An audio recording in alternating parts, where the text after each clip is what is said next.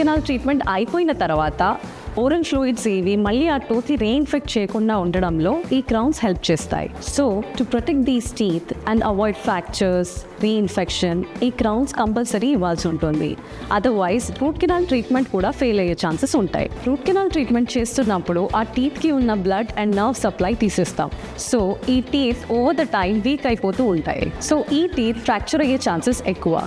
ఒకవేళ ఈ root canal treated టీత్లో హ్యూజ్ క్యావిటీస్ ఉన్నా సరే ఆర్ ముందు నుంచే ఎక్కువగా డ్యామేజ్ అయి ఉన్నా సరే ఈ ఫ్రాక్చర్స్ ఇంకా ఎక్కువ అయ్యే ఛాన్సెస్ ఉంటాయి. ఆర్సీటీ చేసిన టీత్ని ప్రొటెక్ట్ చేయాలంటే కంపల్సరీగా క్రౌన్స్ ఇవ్వడం అనేది important.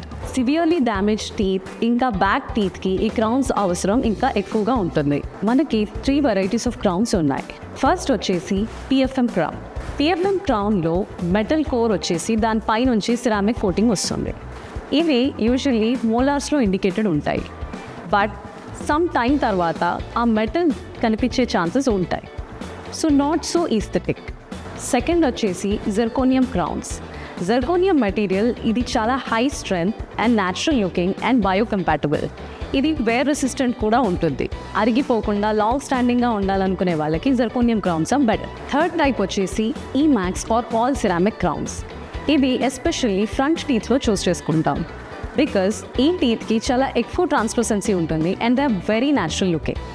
So root canal treatment fail అవ్వకుండా ఉండాలి అంటే ప్రాపర్ క్రౌన్ చూస్ చేసుకోవడం కూడా important. Every tooth is different.